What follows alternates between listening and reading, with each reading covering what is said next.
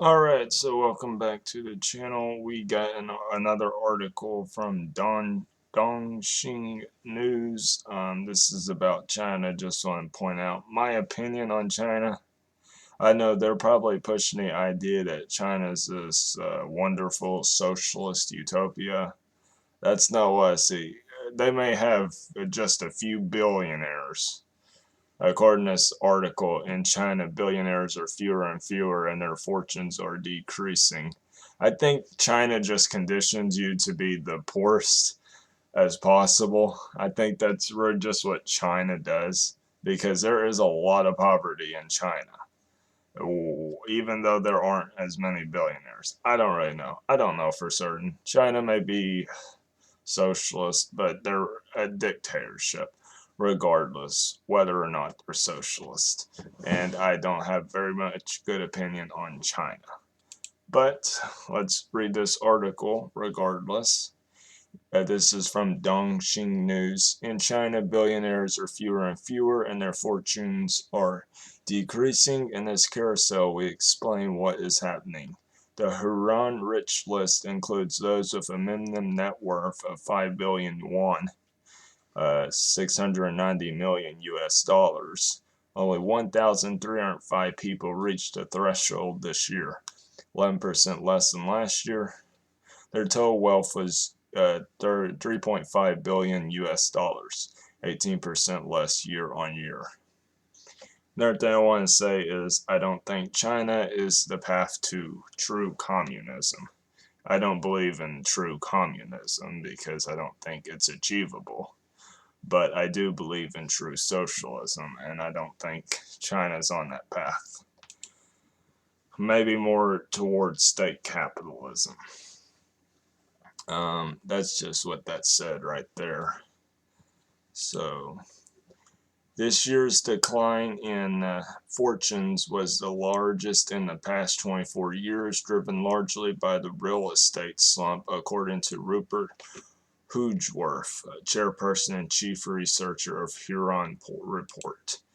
Wealth creation in China has changed dramatically in recent years. Only 30% were on the list 10 years ago. Among the top 10 billionaires, Tencent founder Pony Ma is the only one who has been there for a decade.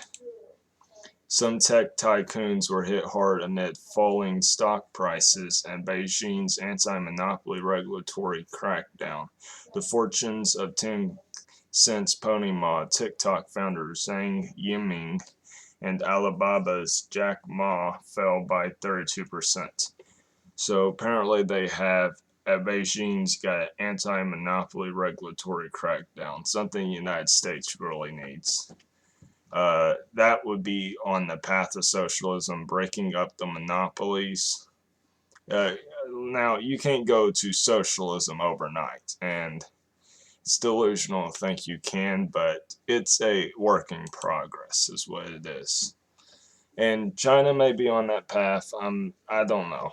I really just do not know. I hear so many conflicting stories about China, so I don't know. Jack Ma dropped from being China's richest man last year and fell to ninth place this year with a net worth of 25.7 billion US dollars. Tencent's Pony Ma recorded the second largest drop in wealth of 14.6 billion US dollars to fifth place. And why I'm covering like national news, well, this is probably not in most national news. This is independent reporting, and they actually cover stories the mainstream and corporate media will not cover. So, but the reason I cover national news is because I don't believe in just being just in your just one little bubble, the United States bubble, just know what's going on in the U.S.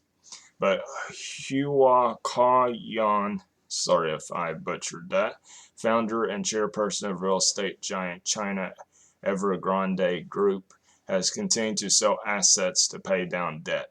His wealth fell 60% to 4 billion US dollars, down more than 9% from its peak of 43 billion US dollars in 2017.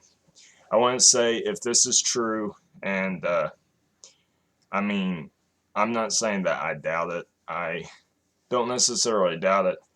But if it's true and China really is getting rid of its billionaires, then that's good. And it's about time. Like this person says right here, finally about time. We're going to need serious communists as West crumbers. We're counting on China stepping up, but it will have zero credibility if it's still carrying billionaires. I agree, but I don't know about necessarily counting on China. I mean, China is doing pretty well as a country when it comes to like infrastructure. They've got way better infrastructure in the United States because they actually focus on their country. They don't focus on what's going on all over the world and trying to get involved in wars that they have no business in. That's why China has good infrastructure. They focus on their country rather than imperialism. But let's continue. This year, 32% of 750 Chinese with an average wealth of 42 million yuan, I'm not sure how to say that, 5.8 million US dollars said they are considering immigrating, up from 14% last year. Immigrating, that's not immigrating. 6% of those surveyed said they had already submitted an overseas visa application. On the other hand, business philanthropists donated a record 10 billion US dollars responding to the government's call for common prosperity.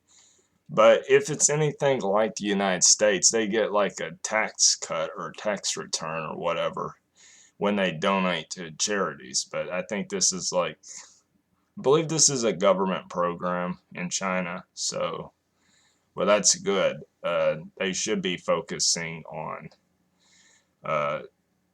their people, but once again, I have not really found any information to suggest that China actually focuses on its poverty. I think China has just about poverty as the United States does. Overall, the number of entrepreneurs who made their fortunes in the real estate market continue to fall. 20 years ago, they represented 50% of the list, and today they represent only 10%. Well, that's good to see that the billionaires in China are being eliminated. Let's word it like that. But that concludes this video right here. Make sure you check out Dongxing News. I'm not quite sure how I would be able to link it, considering that I get this stuff off of Instagram. Ooh, that's another story. Is that related actually?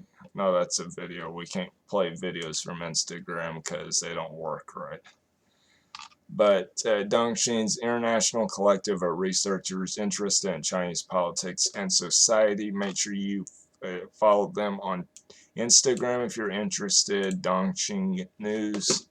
And that's going to conclude this video. Got more coming up. This is the Socialist Report, where we take a look at news from a socialist perspective, often giving you stories that the corporate media will not cover.